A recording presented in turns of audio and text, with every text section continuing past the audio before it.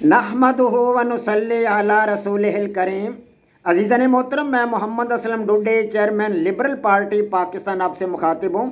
اور آپ دیکھ رہے ہیں liberal party Pakistan YouTube channel. پیش خدمت ہے پروگرام سیرت النبی صلی اللہ علیہ وآلہ وسلم۔ عزیزان محترم، ہمارا آج کا موضوع ہے دعوت اسلام اور عنوان ہے مسلمانوں پر ظلم و ستم، حضرت عمار اور ان کے والدین کے لیے مشکلات۔ عزیزان محترم، آپ کو پتہ ہے کہ میں اپنا پروگرام سیرت النبی صلی اللہ علیہ وآلہ وسلم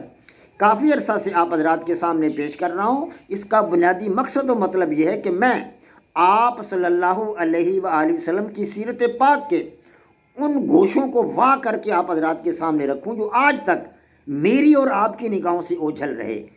اس لیے کہ نبی علیہ الصلوۃ والسلام کی شاندار زندگی کو پڑھ کر آپ کی حیات مبارکہ کو پڑھ کر دل کو سکون ملتا ہے اور ایمان میں اضافہ ہوتا ہے۔ اللہ تبارک و تعالی ہمارے ایمان و یقین میں اضافہ فرمائے۔ تو عزیزان محترم، یہی مقصد ہے میرا کہ نبی علیہ الصلوۃ والسلام کی سیرت پاک کو آپ حضرات کے سامنے بیان کر رہا ہوں۔ تو ان دنوں میں جس موضوع پر آپ حضرات کے سامنے گفتگو کر رہا ہوں وہ ہے کہ نبی علیہ الصلوۃ والسلام کے اعلان نبوت کے بعد مسلمانوں پر جو ظلم و ستم ڈھائے گئے ان کا ایک خاکہ آپ حضرات کے سامنے رکھ رہا ہوں۔ نبی علیہ الصلوۃ والسلام پر بے تحاشا مظالم ڈھائے گئے، لیکن آپ کے جو ساتھی تھے ان پر بھی کوئی کسر نہیں چھوڑی گئی، بلکہ جو لوگ غریب تھے، کمزور تھے، دوسروں کے غلام تھے، عمراء کے غلام تھے، کفاران مکہ کے غلام تھے، ان پر ظلم و ستم کی بارش کر دی ان لوگوں نے اور ان پر بے تحاشا ظلم و ستم ڈھائے اور کوئی دقیقہ فروغ گزاشت نہ کیا ان لوگوں نے مسلمانوں پر۔ حضرت عمار رضی اللہ تعالیٰ عنہ معروف صحابی ہیں نبی علیہ الصلوۃ والسلام کے، ان کے والد محترم حضرت یاسر بھی ایک بڑے معروف اور مقبول صحابہ کرام میں سے تھے۔ ان کا بڑا مقام تھا، بڑا منفرد مقام تھا صحابہ کرام کا، صحابہ کرام میں ان کا حضرت یاسر رضی اللہ تعالیٰ عنہ کا، اور حضرت عمار کی والدہ ماجدہ حضرت سمیہ رضی اللہ تعالیٰ عنہ، یہ تینوں جو تھے ان پر کفاران مکہ نے بے تحاشا ظلم و ستم ڈھائے، بے تحاشا ظلم و ستم ڈھائے۔ گرم ریت پر ان کو لٹا دیتے تھے تینوں کو اور بھاری پتھر سینے پر رکھ دیا کرتے تھے اور کہتے تھے کہ کلمہ چھوڑ دو ورنہ اسی حالت میں تمہیں مرنا ہوگا، کلمہ چھوڑ دو ورنہ اسی حالت میں تمہیں مرنا ہوگا۔ نبی علیہ الصلوۃ والسلام کا وہاں سے گزر ہوتا تو آپ ان کو صبر کی تلقین کرتے،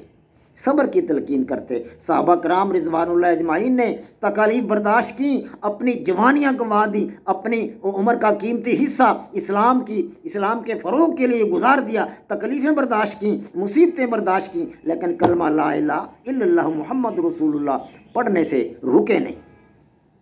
حضرت بلال حبشی کا واقعہ، حضرت صہیب رومی کا واقعہ، حضرت خباب بن الارت کا واقعہ، اسی طرح حضرت یاسر، ان کے والد حضرت عمار اور ان کے والد حضرت یاسر، ان کی والدہ ماجدہ حضرت سمیہ رضی اللہ تعالی عنہ، بڑا درد انگیز واقعات ہیں یہ۔ ابو جہل نے حضرت سمیہ رضی اللہ تعالی عنہ کی شرمگاہ میں برچھا مارا ظالم نے اور وہ شہید ہو گئی۔ ان سے پہلے ان کے خاوند حضرت یاسر رضی اللہ تعالیٰ عنہ کفاران مکہ کی تکالیف برداشت نہ کرتے ہوئے اللہ کی راہ میں شہید ہو گئے۔ حضرت عمار رضی اللہ تعالیٰ عنہ بھی بڑی تکالیف انہوں نے برداشت کی، بڑی تکالیف انہوں نے برداشت کی، لیکن کلمہ لا الہ الا اللہ انہوں نے نہیں چھوڑا۔ کفاران مکہ ایک تھک جاتا دوسرا آ جاتا، دوسرا تھک جاتا تیسرا آ جاتا، گرم ریت پر لٹا کر ان کے جو زخمی پشت ہوتی تھی اس زخمی پشت کو ریت پر لٹا دیتے اور اوپر پتھر رکھ دیتے، مرچوں کی دھونی دیتے تھے، طرح طرح کے مظالم ڈھاتے تھے، پتھروں سے مارتے تھے،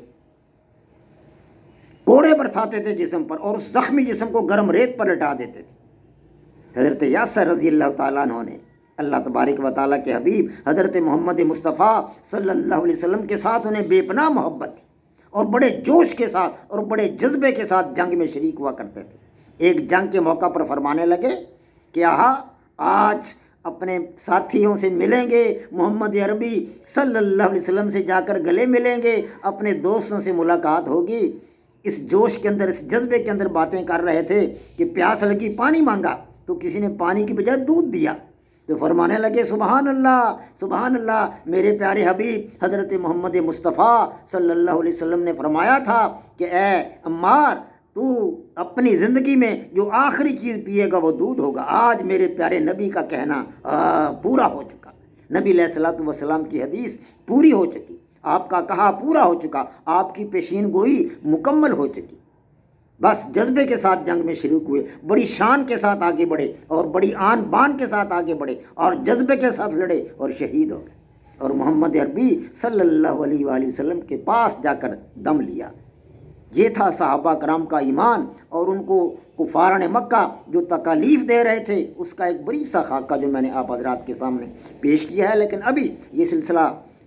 چند ایپیسوڈ تک اور جاری رہے گا۔ وما علینا الا البلاغ۔ پاک فوج زندہ باد، پاکستان پائندہ باد۔